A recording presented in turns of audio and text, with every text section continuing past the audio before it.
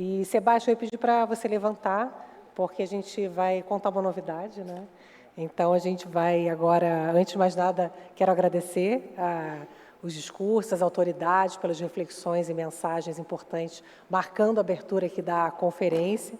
E nesse início aqui do painel, né, nessa jornada de debates, a gente vai falar sobre um dos pilares essenciais para o desenvolvimento econômico, a estabilidade das relações e a credibilidade das instituições, muito presente, né, essa mensagem, a gente acabou de ouvir aí no reforço do discurso do Aquino, confiança, responsabilidade, segurança jurídica, e os painelistas agora do palco, alguns deles fazem parte de um livro que vai, então, nesse momento, a gente vai fazer um pré-lançamento, né? Vai marcar agora esse momento pré-lançamento do livro do IBRACON, mas deixa eu chamar o pessoal para o palco. Eu vou chamar primeiro a Adriana Toledo, presidente do Conselho de Recursos do Sistema Financeiro Nacional e do Conselho de Recursos do Sistema Nacional de Seguros Privados, de Previdência Aberta e de Capitalização. Por favor, Adriana.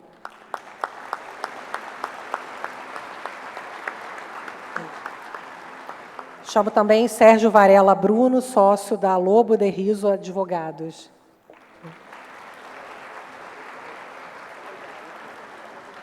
Convido Eduardo Flores, professor da Faculdade de Economia e Administração da Universidade de São Paulo, por favor.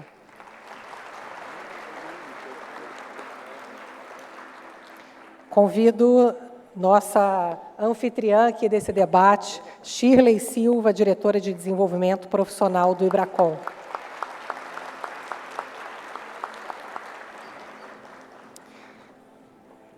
A Shirley pode sentar aqui na pontinha, e vocês sentam daqui para lá, né? Já vou dando ordem, Shirley. E, Sebastião, vamos então aproveitar que a gente tem alguns, né, dos coautores do livro, para você contar um pouquinho para a gente sobre essa obra, o pré-lançamento. A gente vai realizar, então, nesse momento, o pré-lançamento da obra Auditoria Independente, Missão e Responsabilidades, Estudos e Pareceres, que é o volume 2. E aí o Sebastião vai dar um spoiler aqui para a gente. Maravilha. Bom, a gente primeiro precisa fazer algumas confissões aqui, né? Na verdade, a data de hoje era para ser o lançamento, mas sempre a gente acaba tendo alguns percalços. Então, a gente está fazendo um pré-lançamento, a gente fez um pedido à editora Trevisan para conseguir imprimir, né, alguns exemplares.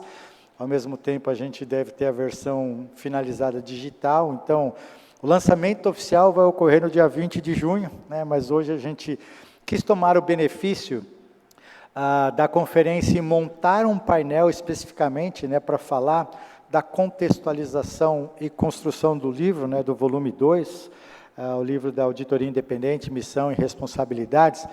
E a gente vai ter a oportunidade de debater um pouquinho nesse fórum, né?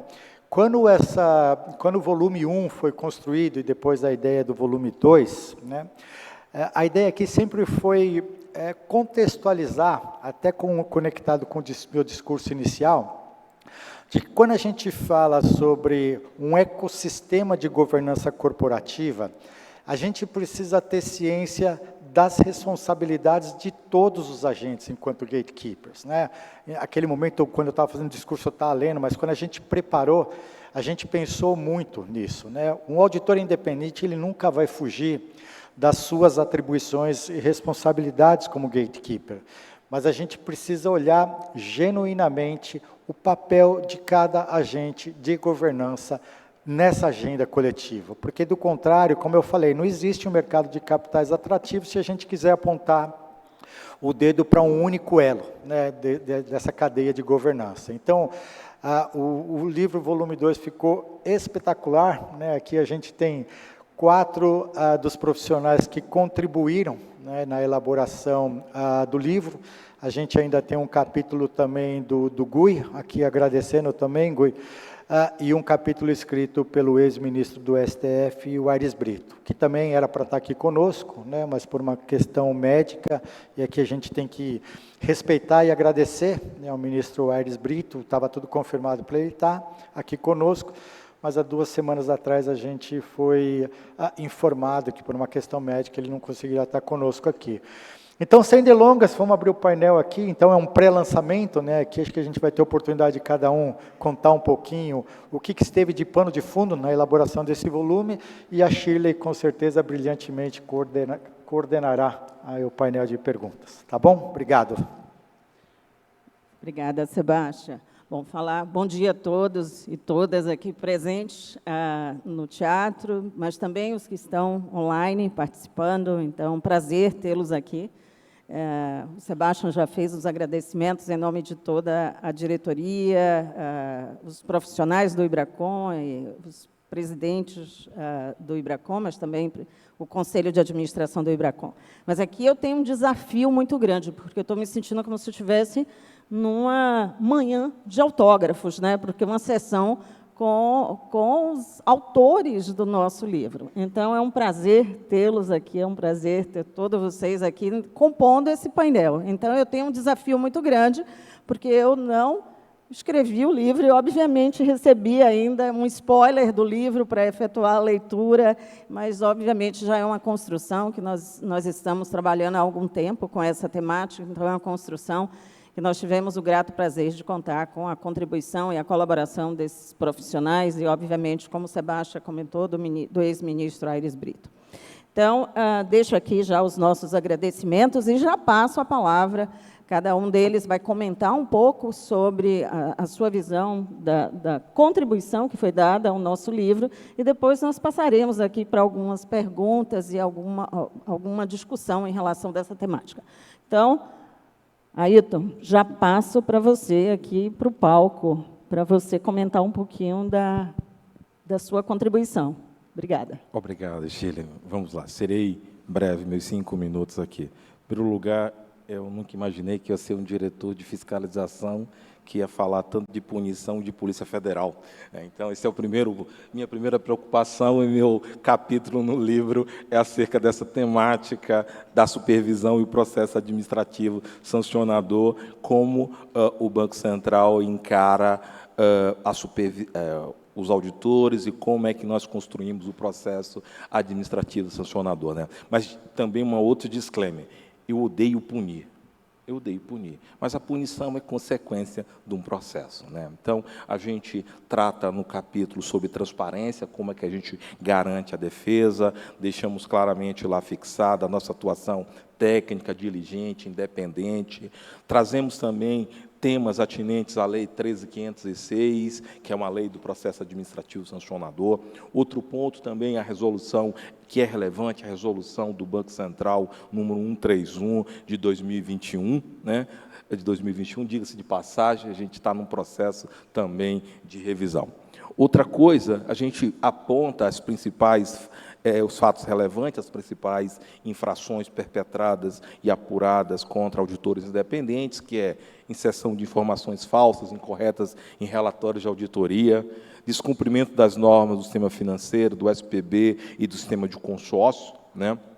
Outra questão, a gente pontua como decidimos a forma pública, transparente, para que a gente traga segurança jurídica para tanto. Outro ponto que é relevante no texto é acerca do tamanho das penalidades, que a gente trata de penalidades, não é para se assustar os auditores, mas, obviamente, de 60 a 1,5 milhão, ou as multas até 7,5 milhões. Diga-se de passagem, nós vamos revisar essas multas e vamos alargar os valores, tá? Só para assustar um pouquinho vocês, que a gente vai aumentar, provavelmente. E trazemos também, nos últimos anos, quais foram as principais penas que nós aplicamos. Foram 21 processos contra auditores, tomamos 51 decisões, 23 multas e 15 proibições foram aplicadas aos auditores. Ou seja, e eu sei da carga, do peso de uma pena para um auditor por parte de qualquer, possa ser no âmbito da CVM ou no âmbito do Banco Central, para a carreira desses profissionais. Por isso, temos o Instituto do Termo, né? Do termo de compromisso.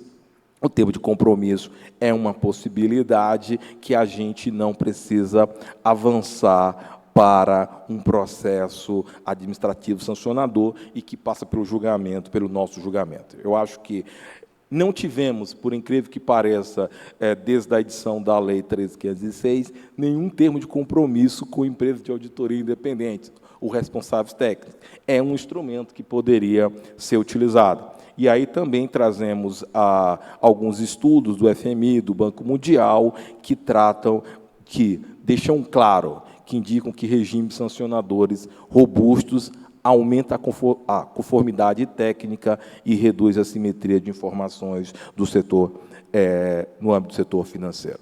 Dito isso, mais uma vez, eu deixo claro que eu não gosto de apenar, mas a apuração de responsabilidades, num contexto que estamos vivenciando, em que eu já liquidei quase 13 instituições nos últimos meses e que tem que reconhecer, grandes impactos e instituições estão na mídia e tinha sempre a presença de todos os elementos da cadeia de governança, seja a área de gestão de risco, auditoria interna, supervisor, ou auditores independentes. Precisamos, de fato, e aí, de forma transparente, calma, serena, avaliar as responsabilidades de cada agente. Tá.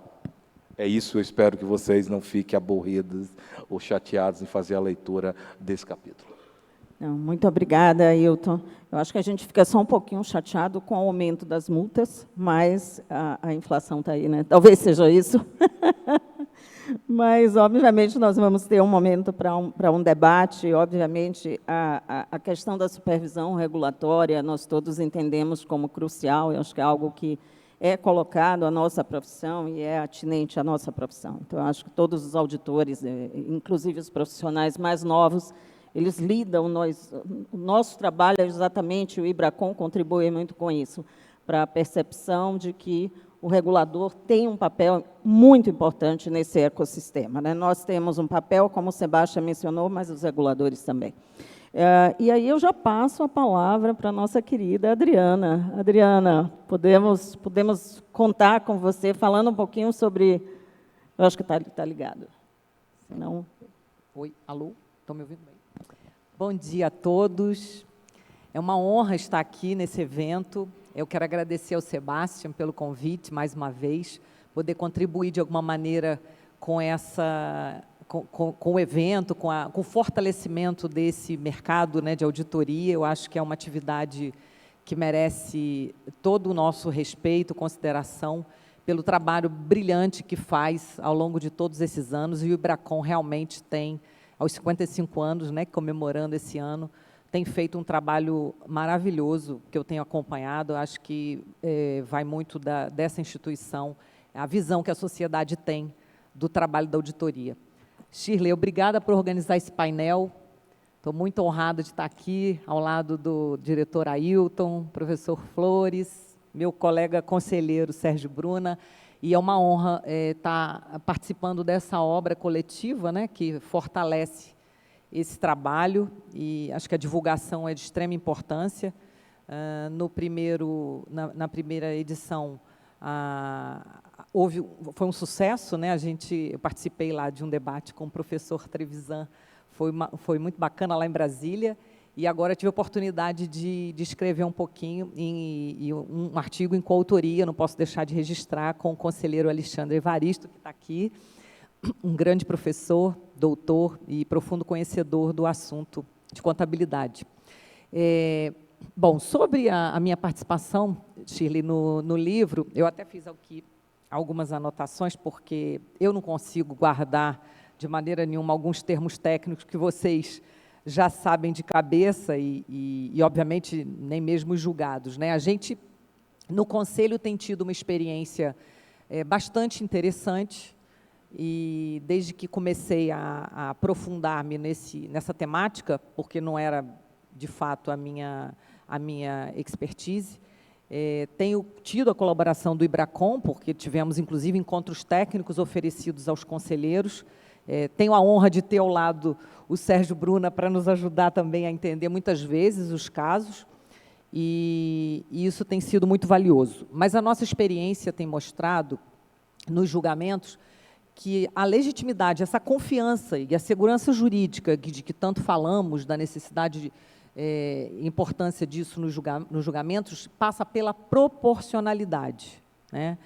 E esse é, de fato, quem acompanha o nosso trabalho sabe que esse tem sido o nosso maior desafio, buscar garantir essa proporcionalidade na responsabilização das apurações que são iniciadas na primeira instância, ora pelo Banco Central, ali pela primeira instância, meu colega Ailton, ou na CVM, ou até mesmo na SUSEP, né, porque eu também presido o Conselho de Recursos da SUSEP. Então, a gente precisa avaliar com muito cuidado essa proporcionalidade. E a gente tem tido o êxito, acho que nesse papel até garantista, eu costumo dizer, porque se a primeira instância ela tem um olhar e um movimento persecutório, como tem que ser, do regulador, do supervisor, né, embora não seja esse o papel principal, mas é necessário, o processo sancionador, ele vem exatamente para dar essa confiabilidade no enforcement, né, para que as coisas observem, de fato, o regulamento previsto. E quando vem para o Conselho, a gente examina com vários olhares, né, e, por ser um conselho paritário, tem a visão do mercado, o que é muito positivo, nos faz enxergar por várias óticas, mas a gente, na grande maioria, a gente confirma a condenação, né, com algum ajuste de dosimetria, mas a gente, em geral, vê, sim, responsabilização nas condutas que são apuradas em primeira instância.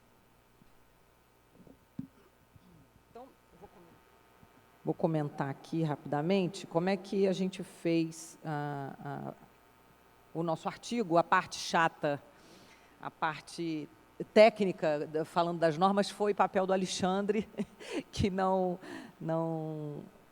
me coube, né, fazer nesse artigo. Mas o capítulo, a parte que me coube, eu comentei 3 casos que nós julgamos concretamente no passado e que eu vou comentar aqui com vocês, sem fazer referência, obviamente, aos recorrentes, não, acho que é desnecessário. Um caso foi o julgamento de fatos em 2013, 2016, onde houve acusação de alteração de papéis de trabalho sem justificativa, né, violando a NBC TA 230. Ausência de documentação da avaliação de risco de fraude, NBC TA 240. A defesa alegava a ausência de individualização da conduta, inexistência de prova de participação dos responsáveis, tentativa de responsabilização objetiva.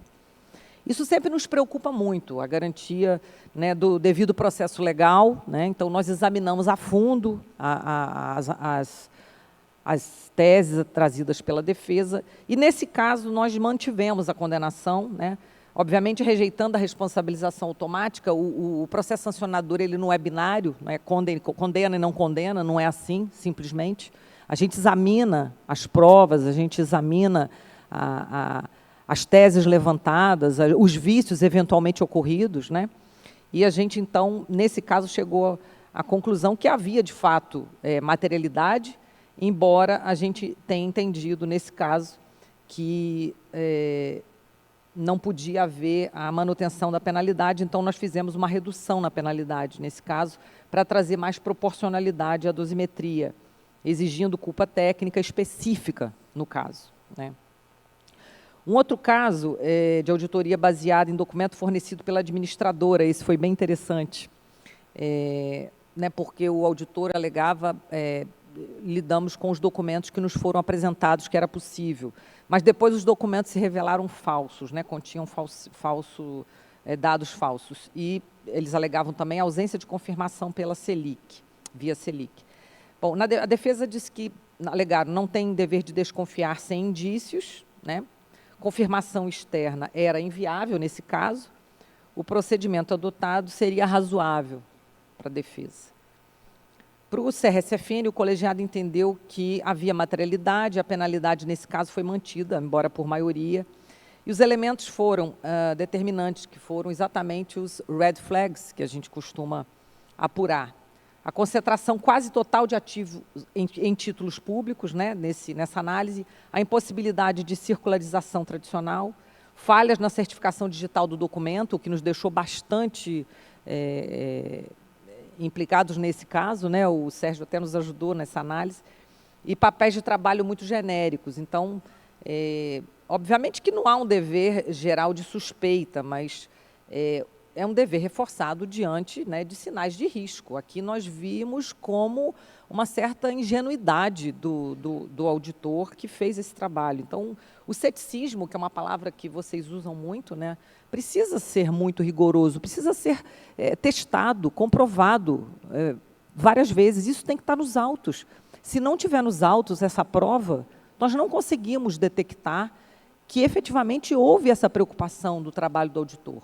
Então, procurem sempre que forem fazer um trabalho, buscar, de fato, esse registro das comprovações.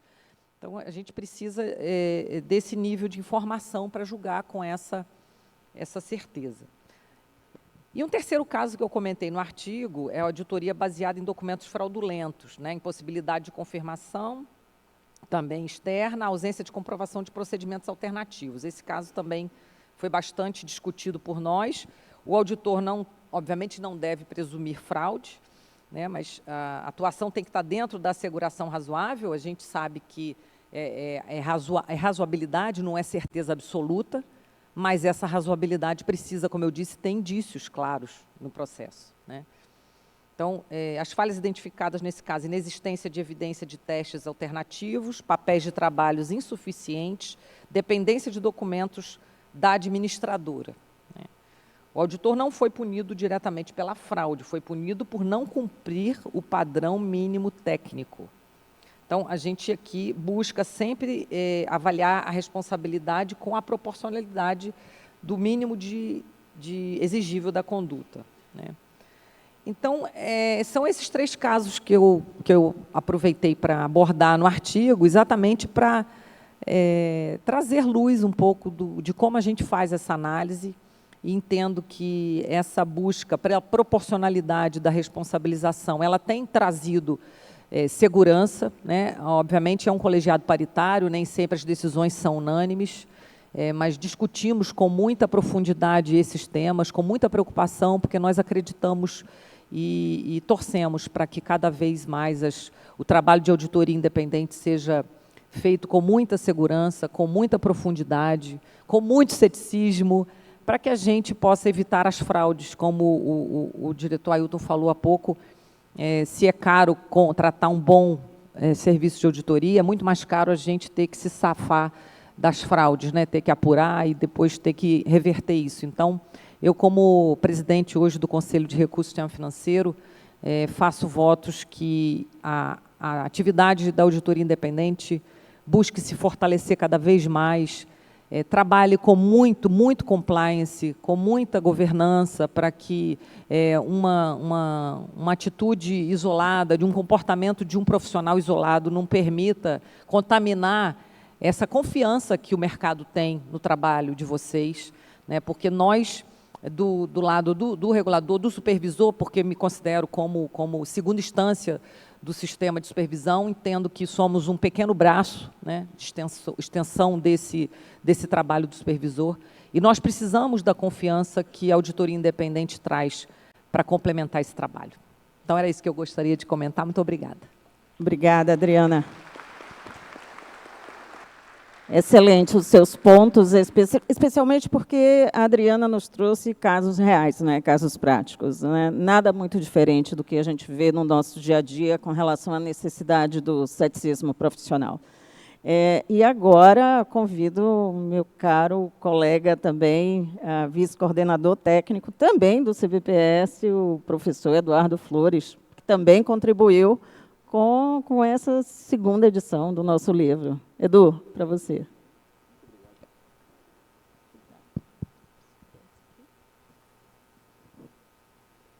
Muito obrigado, Shirley, pela gentileza de moderar esse painel. Um grande prazer estar aqui com os colegas que aqui o compõem.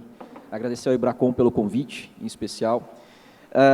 Nesses 5 minutos de fala inicial, como fui precedido aqui, falar um pouquinho sobre o capítulo, né, o tema do meu capítulo, o título do meu capítulo, ele é a cadeia produtiva da informação contábil, né, assim, pode parecer que, num primeiro momento, ele é metafórico, mas não é metafórico, ele é literal, né. E o que eu quis fazer com isso? Obviamente que, todos sabem, eu sou professor, né, e e ao que me parece é minha função tentar ajudar a organizar o pensamento, né? Então, os objetivos de aprendizado desse capítulo são basicamente 2. Para os profissionais de contabilidade, especialmente auditores, né, em especial a quem eu me dirigi, ter uma clara noção de que a elaboração das demonstrações financeiras é objeto primário da administração da entidade. Então, acho que esse é um ponto fulcral. No segundo aspecto, essencial para quem não é contador, para quem não trabalha com a área de contabilidade, especialmente operadores do direito, responsáveis por supervisionar, julgar, fazer todas as suas avaliações, uma tentativa de uma contribuição em termos de letramento, de se entender o que efetivamente a auditoria faz e, de uma certa forma, desmistificar aquilo que nós chamamos na literatura técnica de Gap Audit Expectation, ou seja, a expectativa, a lacuna de expectativa entre o que outros profissionais acham que os auditores fazem e o que de fato eles fazem. O auditor ele não é um investigador de polícia que usa terno e gravata. Ele não tem poder de polícia. Ele não é responsável por encontrar fraudes. A probabilidade de um documento fraudado passar por um procedimento de auditoria, ela é muito grande. Porque, por exemplo, vou pegar casos práticos, né, que nós tivemos nos últimos 3, 4 anos. Era simplesmente olhar o registrato do Banco Central, como se isso fosse uma informação que tivesse à disposição do auditor. Ele não fez por falta de ceticismo. Ele não fez porque ele não tinha acesso a essa informação. Você tem sigilo bancário, você tem uma série de fatores. Então, um dos pontos muito claramente importantes que se tem nesse aspecto é quem elabora a demonstração financeira é a administração da entidade. Se eu misturar isso, se eu achar que o auditor ele tem uma responsabilidade tal qual a administração da entidade o tem, eu simplesmente inviabilizo a atividade de auditoria. Porque ninguém vai pagar 25 milhões por uma auditoria. Então, eu preciso calibrar risco e preço. Um outro ponto que eu trabalho nesse capítulo é dizer o seguinte: o auditor ou as firmas de auditoria não são deep pockets. Eles não podem ser vistos, por exemplo, como elegíveis, uma espécie de capacidade contributiva no momento que você teve uma fraude, ou no momento que você teve um problema clássico de mercado de capitais, simplesmente porque eles têm uma firma que opera em vários países e eu posso simplesmente ter um aporte de capital estrangeiro para cobrir uma multa local. Quando a gente tem uma fraude, na maioria das vezes, ela é muito mais fato de um erro de regulação, seja do sistema financeiro, seja do mercado de capitais, do que necessariamente um erro da auditoria. Isso é muito importante. Se a regulação, que tem um monopólio estatal da regulação, compete ao Banco Central, compete à CVM, compete ao Conselho Monetário Nacional, se ele não consegue alcançar, com os usos das ferramentas que ele tem, quem está operando no mercado de forma equivocada, coitado do auditor, que é um agente privado que não vai conseguir fazer isso. Ou seja, a gente está colocando as nossas fichas na aposta errada. Se a gente estiver olhando por esse lado, a gente está simplesmente querendo encontrar alguém que, em tese, tem mais capacidade contributiva, porque vai poder mandar dinheiro de fora para cá, para cobrir rombos aqui. E isso é péssimo.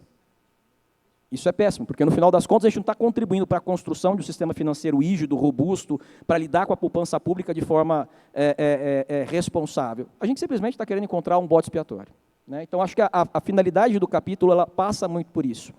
E, em específico, né, quando a gente olha nessa figura da governança contábil praticada pelo auditor propriamente dito, esses limites e extensões, aí, muito naturalmente, né, a doutora Adriana trouxe 3 casos em que foram julgados, né, tem as suas referências e tudo mais, existem processos e propostas de melhoria no procedimento da auditoria, sempre dentro desse aspecto de dosimetria. Dentro do livro, eu ainda tento fazer uma certa provocação e faço votos de que o IBRACON continue nas próximas gestões com essa atividade de tentar aproximar, especialmente profissionais de outras áreas. Porque é impensável, por exemplo, que 5 anos de uma faculdade de Direito, o sujeito mal tenha uma disciplina de contabilidade, sequer uma de auditoria. E quando ele se formar, ele vai ser membro do Ministério Público, ele vai ser juiz, ele vai ter parte no judiciário, e ele vai lidar com um caso às 7 horas da manhã, às 8 horas da manhã, que não tem nada a ver com auditoria, e às 3 da tarde ele vai julgar um caso de fraude, achando que o auditor tem uma espécie de asseguração, ou seguro, vamos dizer assim, né, confundir asseguração com seguro privado. O contrato de auditoria não é um contrato de seguro privado, não existe mutualismo nisso. Então, a gente precisa estreitar esses campos, essas áreas do conhecimento, entre a Faculdade de Direito Largo São Francisco, que é a Universidade de São Paulo, onde eu estou, e a Faculdade de Contabilidade, para que se tenha uma clara percepção de fato do que é a auditoria, as suas extensões, os seus limites e as suas potencialidades. A auditoria não é uma bala de prata, ela não é uma geração espontânea, ela não é uma atividade integralmente regulada. Para muitas coisas que o auditor vai fazer, existem termos lacônicos latentes, como, por exemplo, o ceticismo profissional. A ideia do ceticismo profissional não é um termo que você coloca o dedo em cima e todo mundo vai conseguir entender de forma igual e praticar de maneira igual. É um termo latente, muitas vezes ele é interpretativo. Isso pode criar complicações de ordem prática, né? Então, acho que a ideia geral do capítulo foi essa. Edu.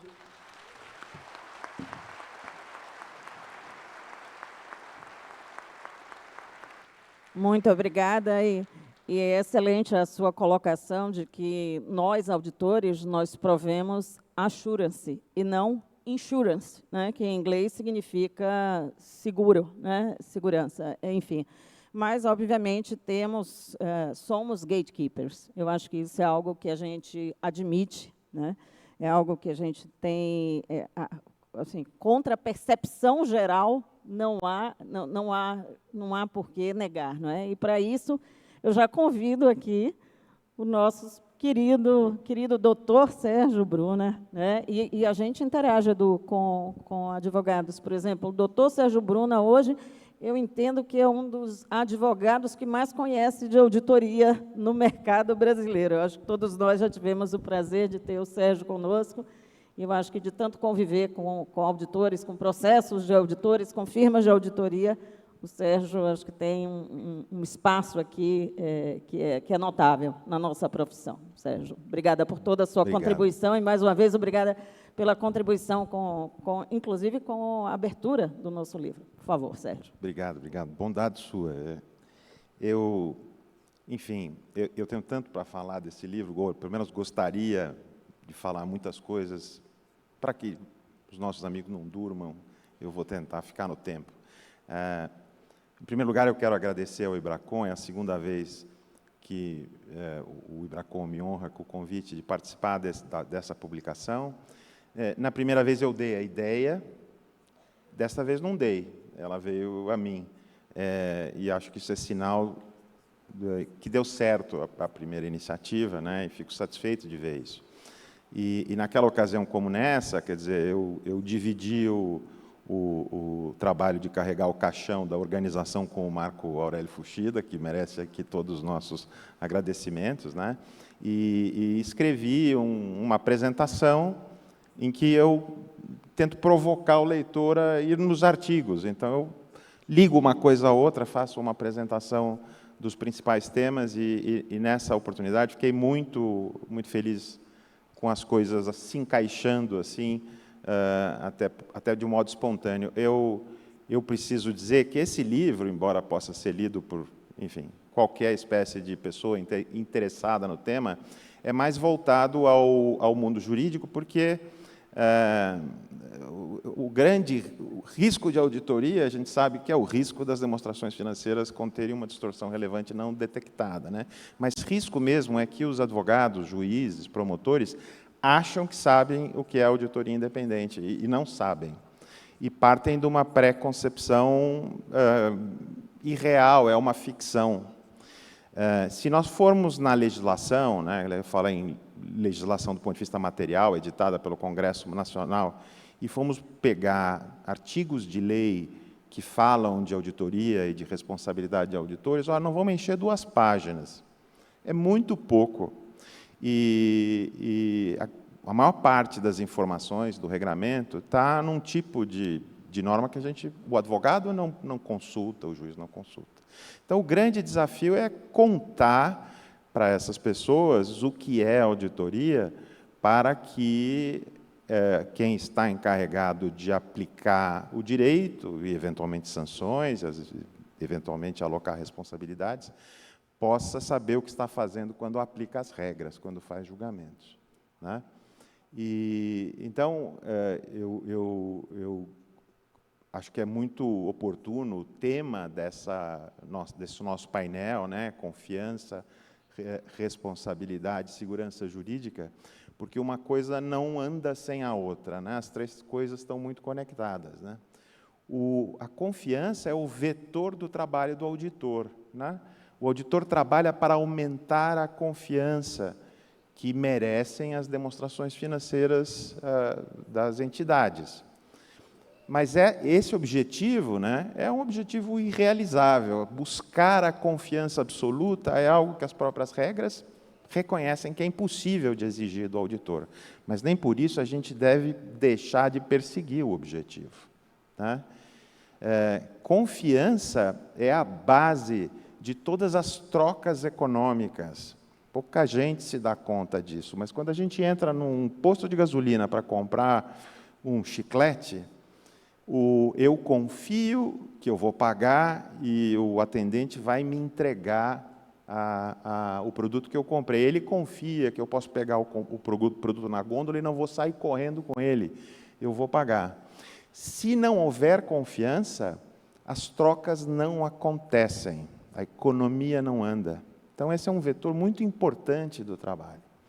E o trabalho do auditor é capaz de aumentar 1 grau, vamos dizer assim, na escala de confiança, tornando o risco das demonstrações estarem erradas suficientemente baixo, mas existente. Então, pensar na responsabilidade do auditor é alocar a ele a responsabilidade desse grau a mais, não é do resultado da fraude que o professor Floresci mencionou, né? E os artigos estão se encaixando muito bem, estão mostrando isso, trazem nesse volume uma visão importante dos reguladores, né? O doutor Aquino traz números sobre a atuação do Banco Central em processos envolvendo auditores independentes. A gente sabe, vou falar de lembrança, mas em 12 anos, salvo engano, são 21 casos. Então, a gente vê que, pelo menos pelos números, os números não exibem a existência de um trabalho, de um problema estrutural na qualidade da auditoria independente. São poucos casos, né? E aqui, a minha presidente menciona um julgamento que eu acho até que eu gostaria de acrescentar uma informação que diz muito sobre o trabalho dos reguladores e, em particular, do Conselho de Recursos do Sistema Financeiro Nacional, que eu tenho a satisfação de integrar. No final de um julgamento que foi mencionado, havia 2 acusações, uma acusação de alteração dos papéis de trabalho depois, em caso não justificado, né? E um outro de deficiência de documentação de procedimentos no planejamento de auditoria em relação à fraude, ao risco de fraude por parte da administração.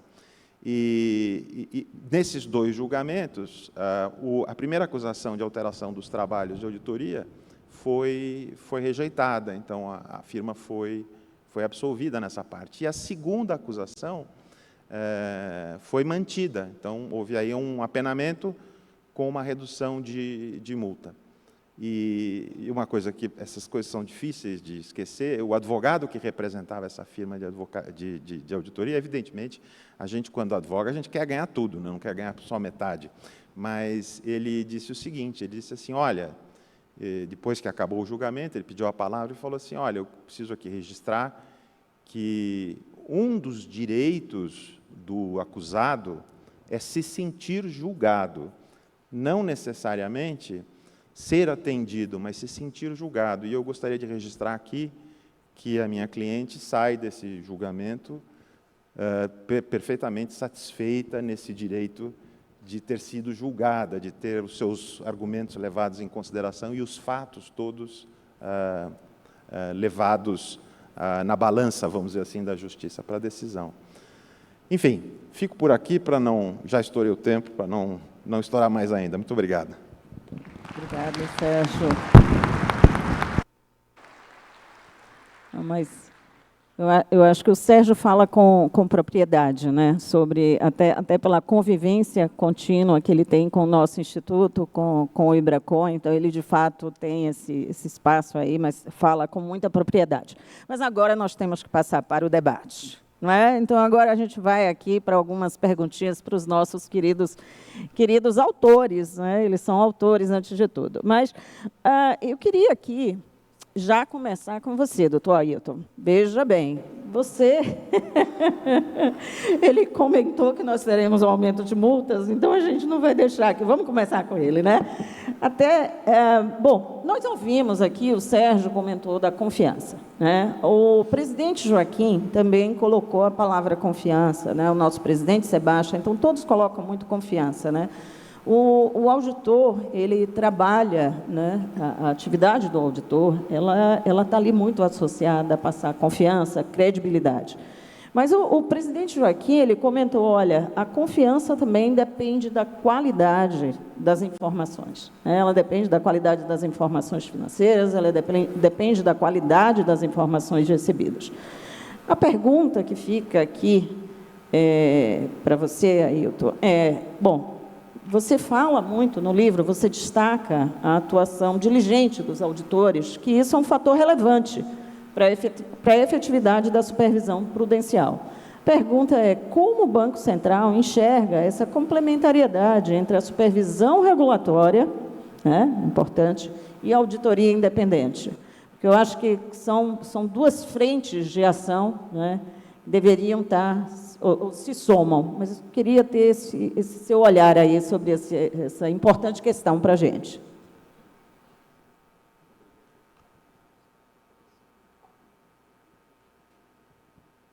Primeiro eu vou ter depois direito de reagir a algumas provocações, principalmente do Eduardo aqui. E aí também, eu não sei se eu não provoco...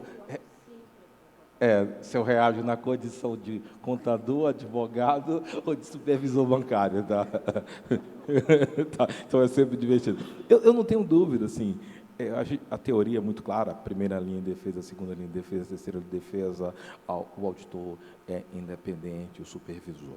Eu acho que no Brasil, e aí tem vários aqui, pessoas de fora do Brasil, nós temos uma relação muito próxima com os auditores independentes. Temos grupos de trabalho no que diz respeito à relação com o Banco Central e os auditores independentes.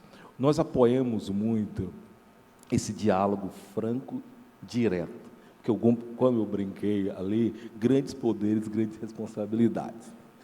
Nós estamos entregando uma responsabilidade para os auditores independentes. Nós confiamos no trabalho dos auditores, mas também nós temos o dever de cobrar.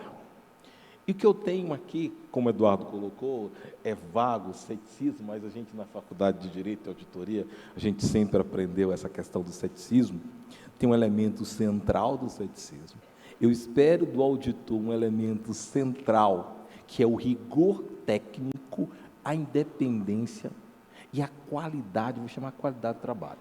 Eu vou só pontuar aqui, quando algo sai errado, igual nós estamos vivenciando todos os dias no jornal, que eu não vou dizer aqui o nome das entidades, só para não provocar mais celeuma, a sociedade pergunta, onde estava o auditor? Onde estava o supervisor? Onde estava o auditor interno? O que aconteceu? Por que aquele indivíduo que a gente deu autorização para dirigir bateu no muro e provocou um estrago terrível? Né? E eu coloco para vocês, de forma central, o rigor técnico, a documentação, a formalização dos processos. A Adriana colocou, quando se acontecer um processo por causa do registrato, por causa que bateu no muro, por causa de 40 bi, eu vou ter que necessariamente avaliar como foi executado o trabalho. Cadê a documentação? E quando o doutor Sérgio colocou que a gente tem poucos processos, é que no nosso processo de supervisão e de análise da documentação dos auditores independentes, conseguimos nos convencer que eles executaram o trabalho da forma que a gente imaginava normativamente, a documentação é clara e esclarecedora.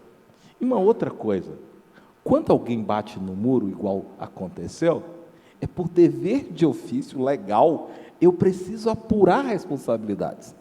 E eu vou também apurar a responsabilidade do auditor independente, porque ele tem um papel relevante nesta cadeia, nesse processo. Então, não há não, obviamente, todo mundo tem o direito de defesa, mas tenho para mim que o trabalho dos auditores independentes do Brasil é um trabalho de qualidade, isso eu não discuto, até porque eu agora estou dizendo, para entregar eu gosto de brincar com alegorias, para entregar uma carteira de motorista para alguém dirigir em alta velocidade, eu espero, antes de entregar essa carteira, a manifestação de um auditor independente. Se eu estou pedindo a manifestação de um auditor independente, é porque eu acredito no processo de trabalho de asseguração razoável, porque a sociedade sempre vai nos cobrar. Tá? Então, era isso que eu gostaria de pontuar, não sendo malvado, tá?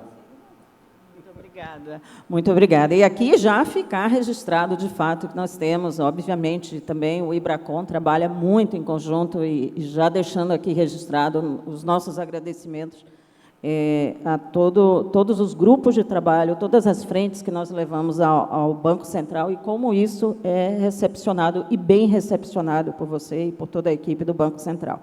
Então, de fato, o nosso relacionamento com os reguladores, ele, em especial aqui, na sua presença ao Banco Central, já ficam os nossos agradecimentos. Mas, Adriana, agora a provocação tem que ir para você. Nossa, a Adriana comentou sobre a questão da proporcionalidade, né? E nós, obviamente, e também muito se comentou, e o próprio Ailton agora acabou de comentar a questão do ceticismo profissional, né? O quão isso é relevante. Então, o seu artigo, você destaca a questão da responsabilização administrativa, né? Exigir a compreensão das limitações inerentes à auditoria e ao próprio conceito de asseguração, né? Ou seja, asseguração não é insurance, né? Então, é onde a gente vai. Mas quais são, Adriana, os maiores desafios para julgar? Ou seja, quando você está na frente de um processo sancionador, julgar os casos envolvendo, de fato, a auditoria, mas sem cair no viés retrospectivo, porque esse é um aspecto que a gente observa, né? Depois que, e aí, Ailton, também é isso, né? Depois que o carro está batido, mas sem conhecer as condições que levaram o carro a bater, né? Aí, às vezes, parece, a gente sempre fala assim, fácil, né? Olhar pelo retrovisor é fácil, né? Mas se deparar com, às vezes, condições tão adversas. Então, eu queria entender um pouquinho mais, e talvez aqui para ajudar nós, auditores, a entender um pouquinho quais são os maiores desafios quando se está julgando isso, mas já se tem a resposta, né? Porque o auditor, quando ele está executando a auditoria, ele não tem a resposta ainda, ele não tem o retrovisor, né? Mas quando a gente está no processo sancionador, o fato já está dado. Então, passo para você, Adriana. Obrigada, Shirley. De fato, é um desafio, como disse o Sérgio Bruna, e eu posso dizer que me reconheço nisso, porque a gente, quando comecei em 2021, achava que sabia, de fato, do que o auditor fazia, e não, né, só com o aprofundamento, o estudo, a oportunidade que o próprio IBRACON, que a Shirley nos ajudou a compor um encontro técnico, foi bastante esclarecedor, e esse aspecto que você comentou, Shirley, que a gente chama, que no livro, no artigo a gente chama de Audit Expectation Gap, que o professor Flores falou, é um dos maiores desafios mesmo, da gente, né, olhar para trás com base no que a gente sabe hoje. E é claro que, quando a gente pega um caso, às vezes até midiático, né, que teve repercussão na imprensa, e a gente vê fraude, a gente fica muito impactado, a gente fica muito impressionado, né, e a gente precisa fazer a análise separando as coisas, porque a gente sabe que o contador não é o policial, não é o perito que vai trabalhar investigando, olhando a má-fé do seu cliente, não é isso que a gente espera.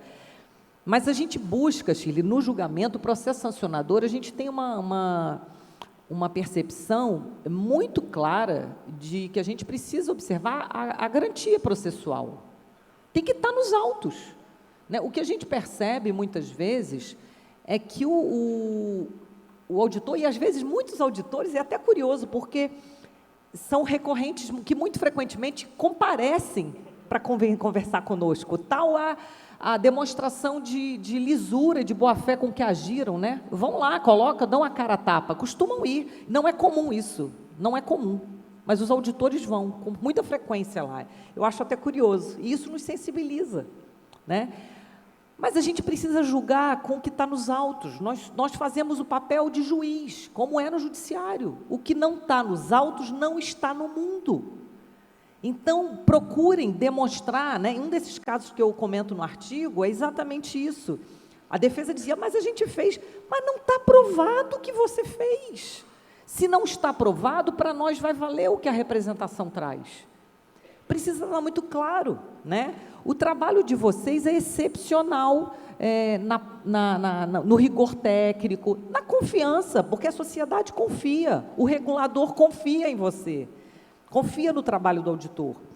Mas quando a gente busca a responsabilização, que é extremamente importante para a manutenção dessa confiança, porque se não houver responsabilização, essa confiança se perde, né? Claro que tem que ser a responsabilização, como eu disse, com proporcionalidade. Tem que trazer efetivamente a comprovação de que há uma responsabilização, não é uma simples presunção, né? Tanto que nós, num desses casos, a gente afastou dos indicadores ali de infração, da penalidade a gente acabou afastando, porque não havia demonstração clara da individualização do cometimento da infração, mas em casos outros, a gente tem muita dificuldade de se convencer de que o auditor fez o trabalho que deveria ser feito. Os procedimentos alternativos são de extrema importância, né? Então, a gente também julga muitos conselheiros, né? Conselheiros de administração. E, nos casos de auditoria, então, de cooperativa, então, porque o mercado que cresceu demais, a gente confia muito no trabalho do auditor, né? E a gente vê, quando eles vão lá se defender, não, mas eu não concordei com isso, bom, então vamos olhar a ata. O que consta da ata? A ata tem o registro de que você discordou? Não tem. Procurem isso, então, fazendo aí uma comparação, tem que ter o registro nos autos, procurem detalhar ao máximo o trabalho alternativo, né, o procedimento alternativo, que é obrigatório, né? Então, não é exatamente a fraude. De fato, quando pegamos um caso que houve fraude, que houve algo, né, que a mídia traz, e, obviamente, nós buscamos, isso impacta a gente, isso traz uma certa uma percepção, né, daquilo que foi muito, mas a gente hoje já tem a maturidade, o colegiado é muito maduro nesse sentido de separar as coisas. Ontem até discutíamos num jantar com colegas do Conselho, que a gente nem sempre, eu que sou indicada pelo Ministério da Fazenda e tenho o ônus de fazer o voto de qualidade, nem sempre, quem nos acompanha sabe disso, nem sempre eu julgo simplesmente porque é Fazenda. Eu sei que isso não agrada o diretor Ailton, já andou puxando a minha orelha, mas é assim, o meu dever não é com a Fazenda, ou com o Banco Central, ou com a CVM, o meu dever é com a Justiça. Eu estou num papel de efetivamente garantidor para que seja feita a melhor justiça, porque se essa justiça não foi feita, perde-se a legitimidade das decisões, perde-se a confiança nas nossas decisões, né? Assim como tem que haver confiança no trabalho do auditor, tem que haver confiança no julgamento que é feito. E a gente busca muito isso, Shirley. Agora, não é fácil, porque muitas vezes nos falta, embora os indícios, a defesa, a sustentação oral, ela seja até, né, mexe com o nosso coração, a gente não vê evidência nos autos, né? Então, é isso que eu recomendo, de fato, a gente precisa disso. E só para fechar minha fala, eu no evento em 2022, foi em 2022 o primeiro volume, e que nós tivemos a oportunidade de conhecer o professor Trevisan, não sei se ele está aqui hoje, se tiver, recebo o meu cumprimento, com quem nos aprendemos sempre. Ele disse, o trabalho do auditor, quando chego logo na instituição, vejo se as persianas estão limpas. Ele não sei se vocês lembram disso. E porque isso faz parte, é um contexto. Então, eu até tive a oportunidade de, no final de um MBA que fiz, estudar sobre o uso da inteligência artificial, né, já que estamos tanto nessa vibe agora, nessa onda da digitalização. O trabalho do auditor é um pouco parecido com o do julgador. Acho pouco provável que a inteligência artificial consiga suprir o trabalho de vocês, porque tem que ter esse sentimento do contexto, do momento, tem que olhar se a persiana foi limpa, porque se a persiana da instituição não está limpa, gente, como é que cuida efetivamente, né, da governança, do compliance? Então, eu acho que é muito real essa confiança, isso que eu falo é de fato muito real, é um trabalho de muita confiança que a sociedade tem no trabalho dos auditores, então prezem por isso, elevem o trabalho, a qualificação de vocês e coloquem no documento, documentem o que vocês fazem, para que a gente, quando chegar lá e tiver que julgar, a gente julgue efetivamente com essa evidência, com as evidências que constam dos processos. Tá bom? É isso. Obrigada, Adriana. Excelentes colocações, e o nosso querido Trevisan está aqui conosco, tá? Então, o nosso professor Trevisan está conosco. E eu acho que aqui a Adriana deixa uma mensagem muito importante, né? A gente sempre, e eu aprendi isso em 1990, ou seja, século passado, milênio passado, quando eu iniciei em auditoria. O que não está nos papéis de trabalho não está documentado, né? Então, eu acho que essa é a grande mensagem, né? A gente tem que documentar o que nós fazemos, né? Mas eu queria aqui, e aí, é um painel delicioso, né? Porque você está bebendo da fonte, né? Então, eu não queria encerrar esse painel, mas a gente tem que seguir aqui.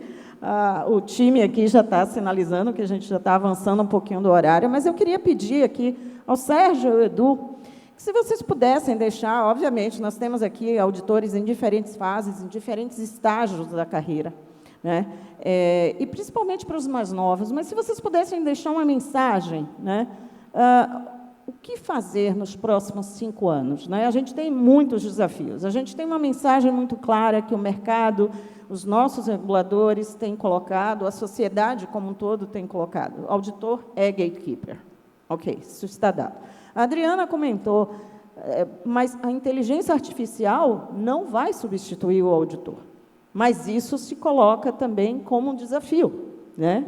Porque hoje a gente vê também a evolução dos criptoativos, da possibilidade de fraudes com ativos menos tangíveis, né? Fazer fraude com imobilizado era uma coisa, fazer fraude com cripto é outra.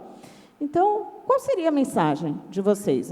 Eu vou começar com você, Edu, na academia, porque você está lá com a academia, com os profissionais que estão iniciando. E depois, Sérgio, se você já puder passar uma mensagem para nós, auditores aqui mais experientes, como fazer esse balanceamento, né? Mas, Edu, por favor. Obrigado pela pergunta. Só um minutinho antes, dizendo só que a minha fala inicial não foi no sentido de desponderar, né, ou descontemporizar e as respectivas responsabilidades, mas muito pelo contrário, acho que é tirar um pouco o foco do auditor como problema e trazê-lo muito mais como solução, que eu acho que é um ponto que todos nós aqui concordamos, né? Eu acho que seria clichê, né, dizer assim, inteligências artificiais, novos modelos de negócio e tudo mais. Assim, eu acho que mais importante do que você saber o know-how é saber o know-why. Não como faz, mas porque é feito, né? Acho que eu já usei essa expressão em outros momentos, mas eu acho que ela é muito relevante, porque nunca se produziu tantas informações e nunca se produziu tão pouco conhecimento. Isso realmente, como alguém que lê, né, e não leio só aquilo que eu escrevo, mas leio, basicamente, né, do meu trabalho é ler, né, ler trabalho de alunos, ler... É gozado quando você pede, por exemplo, para os alunos fazerem redações sobre um tema de uma aula, ou você escreve um texto e manda para ele, e você percebe o impacto que aquilo tem, na mão, né? Escrever na mão. Você imagina, então, ler, por exemplo, os clássicos, né? Virgílio, Horácio, né? Eneida, Odisseia, e o quanto isso tem de capacidade de contribuição para a formação de um capital cultural maior, e entender que muitas coisas que estão acontecendo agora não são novas, elas são reprises do passado, né? Eu acho que isso é super importante, porque, no final das contas, as tecnologias todas estão aí. Se você vai fazer uma análise textual de um processo e vai submeter a ele, por exemplo, o teste de auditoria, isso você vai ter um treinamento dentro da sua firma que vai te gabaritar para isso, né? Vai te habilitar para isso.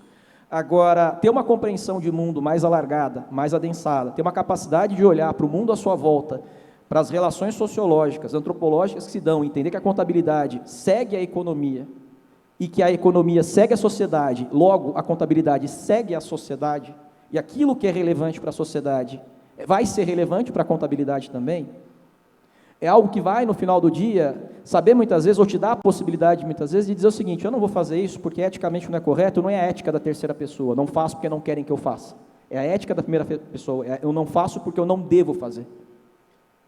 Então, eu acho que esse reforço de formação integral humanística é algo que... Bom, eu tenho 2 filhos. Eu tenho uma filha de 5 anos e um filho de 3 anos. É o que eu tenho feito com eles, é o que eu tenho tentado fazer comigo, é o que eu sugeriria que cada um fizesse consigo mesmo. Obrigada, Edu. Sérgio. Muito obrigada, Edu. Bom, acho que eu tenho duas coisas, se eu não lembrar de uma terceira para dizer, mas a primeira coisa é que, aos jovens, né, a inteligência artificial não vai substituir o trabalho do auditor. A inteligência artificial não faz julgamentos. E o que são julgamentos? Julgamentos são escolhas sobre temas incertos. Aquilo que a gente tem certeza não é um julgamento. Aquilo que a gente pode calcular não é um julgamento. Quer dizer, calcular uma estrutura para saber se ela aguenta o peso é cálculo, é matemática. Pode estar certo ou errado. Julgamento não. Julgamento é razoável ou não razoável. É justificável ou injustificável. E é aquela escolha que a gente faz e sabe que lá no futuro pode olhar para trás e falar assim, estava errada, fiz o meu melhor, mas errei. Isso que é julgamento. Escolher entre alternativas incertas. Inteligência artificial não faz isso, não fará isso, a menos que consigam introjetar um ser humano numa máquina. Ela não tem valores, ela não tem emoções, ela não tem experiência de vida. Então, não vai acabar com a auditoria, porque a auditoria é essencialmente fazer julgamentos baseados em testes. Então, não tenham medo. Eu acho que tem que ter medo da segunda coisa. Vai ficar cada vez mais difícil, mais complexo, porque hoje se fazem julgamentos em cima de contextos informacionais imperfeitos. Eles vão ficar cada vez mais abrangentes, mais informativos. E isso vai exigir cada vez mais do profissional em fazer bons julgamentos. Então, vamos dizer assim, o sarrafo da profissão está subindo, lamento dizer. E aproveitem, porque as firmas de auditoria são verdadeiras escolas. Quer dizer, os sócios, se sabe, quem não sabe, pergunte ao vizinho. Os sócios são a minoria das pessoas formadas pelas firmas de auditoria. Ao longo das carreiras, essas pessoas vão fortalecendo os seus currículos e indo para posições que talvez jamais alcançassem se não fosse essa experiência. Então, tenho orgulho de estar onde estão, porque essas firmas educam os seus jovens talentos e levam esses jovens talentos adiante. Então, aproveitem, porque essa jornada ela vai causar calafrios a todo mundo, mas nós vamos chegar do outro lado do túnel, as profissões não vão acabar. Nossa. Muito obrigada. Como é que eu encerro esse painel, hein, Ju? Na produção já me avisou que nós estouramos o tempo. Mas você está... Assim, eu tenho essa missão. Você ia estar aí na missão de jornalista. Eu tenho essa missão. Mas temos que encerrar a produção. A produção, os bastidores já nos avisaram que o nosso tempo encerrou. Eu gostaria de agradecer imensamente aos nossos autores, mas também aos nossos panelistas, Ailton, Eduardo, Adriana, Sérgio. É um prazer, né, eu estar aqui contribuindo, moderando esse painel com vocês, que obviamente, tanto contribuem para a nossa profissão. Eu deixo os nossos agradecimentos, convido a todos obviamente, o livro, como o Sebastião mencionou, e o presidente Sebastião já está aqui também, para retomar o microfone, retomar o palco, mas o livro estará em breve à disposição de todos, então eu convido a todos que façam a leitura, é uma leitura rápida, mas é uma leitura muito interessante, eu acho que contribui muito para todos nós. Então, muito obrigada a todos aqui. Pode esperar um pouquinho, que a gente vai registrar com mais autores. Ô, Shirley, quando o debate é bom como esse, é sempre difícil, eu sempre sofro para acabar. Mas a gente vai convidar o palco aqui, eu e o Sebastião vamos chamar para a gente fazer um registro desse momento. Outros organizadores aqui também e participantes do livro. Quero chamar ao palco o Marco Aurélio Fuchida, que é um dos organizadores do livro do Ibracon. E também os autores, o Gui Almeida Andrade e Alexandre Evaristo, por favor, para a gente registrar o momento. Boa, merecidíssimo. Tudo bem.